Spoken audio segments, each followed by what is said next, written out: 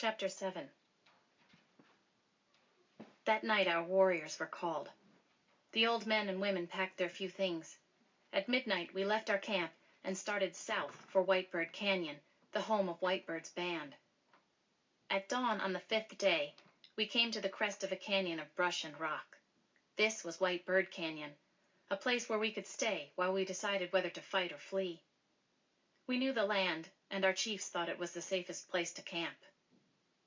"If the whites follow," said Tuhulhusut, "we hide and shoot them down as fast as they come." Streams ran through the big canyon. Water trickled against stone walls. Beyond us on the cliff, we posted a warrior to watch for the soldiers. All that day and all that night, we waited. My father did not sleep. At the first gray light, a scout rode into our camp. "Soldiers coming close!" he called. "Many soldiers!" My father rose swiftly. He spoke with the other chiefs. "We must not shoot first," he said. "Maybe they come with good hearts." Olakut agreed. The chiefs sent out a truce party. 5 warriors rode to meet the soldiers. One of them carried a white flag to say that we did not wish war. The other young men waited on their horses, hidden behind the buttes. From our camp, we heard a bugle. Then a rifle spoke. The lone shot echoed against the stone walls. There was a long silence. Then the sound of guns. A warrior rode into a streak of daylight on the crest of the canyon. He waved his bow above his head. "War!" he shouted. "The soldiers fired on our white flag!" "Here we stand," Olakut shouted. "We go no farther. First we die, then we die again." Olakut, with his good plans and bravery in battle, was our most cunning chieftain. Chief Joseph disagreed. "We should hide until night and then slip away. There are too many soldiers. They will kill half our family." My father always thought of his clan first. There were not many of us. Olakut divided the warriors and sent them along the hillside. I watched them go, dodging behind the huge stones. I watched Swan Necklace. He rode with the other redcoats, no longer afraid to fight. My heart beat proudly. I wanted to ride with him. Instead, I took a group of children into a sheltered place beside the creek, where we could play games and forget the bullets flying on the other side of the butte. We held contests to see which ones could hold their breath longest. I smoothed off a flat rock, and some of the boys spun tops, making them dance across its surface. Red Owl, Olakut's son, started a game of wolf. He pretended to be a wolf, and the other children pretended to be calves who had strayed from their mothers. He crept behind the bushes along one side of our sheltered place. The other children pretended to be grazing while they waited for his attack. But Red Owl did not burst out of the bushes to frighten the others. Time passed. I moved quietly to the bushes and looked over them. There was no one to be seen. Red Owl was gone. I put one of the older girls in charge of the little ones and began to look for him. I knew he had left to watch the battle. Red Owl had seen only 7 snows, but he itched to be with the warriors. I climbed the butte. Lying on my stomach, I looked across the battlefield. Horses were running in every direction. I saw one horse, its saddle stained with blood, dragging a blue coat whose foot was caught in the stirrup. Crossing a low ridge in the distance was Red Owl. 5 horse lengths in front of him lay a dead bluecoat. Beside his outstretched hand was a shining bugle. I called Red Owl, but he did not stop. He wanted the bugle for his own. As he reached it, our warriors mounted a charge. They rode past the bugler, and Red Owl was lost from view.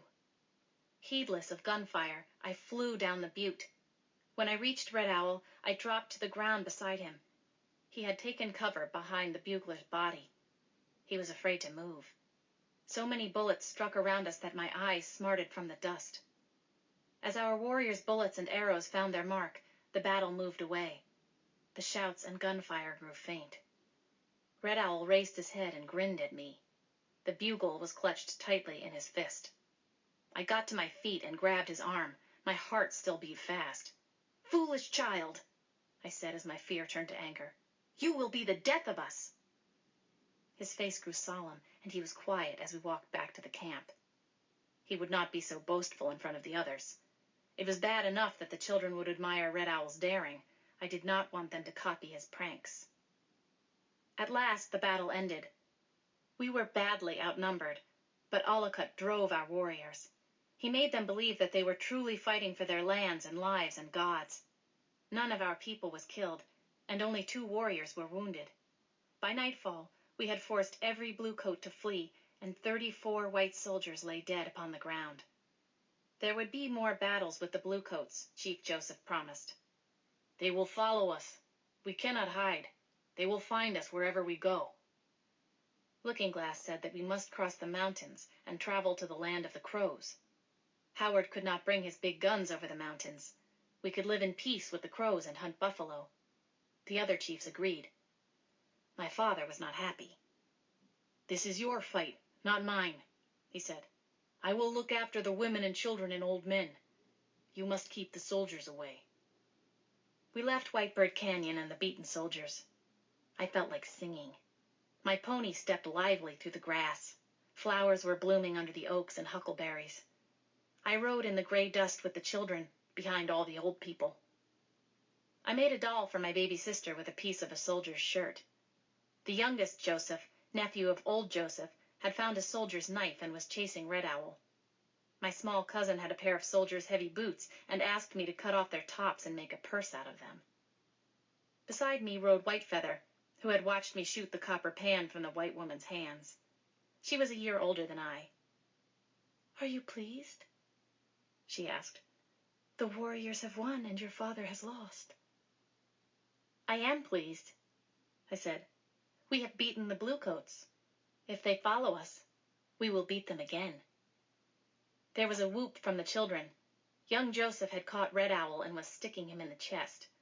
I took the knife away from him, and when I came back, Swan Necklace was riding with Whitefeather. My pony fell in beside them. "Were you frightened?" I asked Swan Necklace. "Just at first," he said. "Then I knew that my guardian spirit would keep me safe. Bolides and Red Moccasin Tops rode beside me. We charged the soldiers. 2 Moons and the other warriors followed. Many of them had only knives or bows." His eyes sparkled as he told of the battle. "The bullets sang like bees around us, but no one was hit," he said. "We hung to the side of our horses where the bluecoats could not see us and shot from beneath the neck. Our guns and arrows found their mark. The soldiers stopped shooting. Their horses went wild and tossed them on the ground. They dropped their guns and ran for their lives." I clapped my hands with joy. "I have plenty of bullets now," said Swan Necklace, "and all the warriors have rifles. The soldiers won't need them anymore."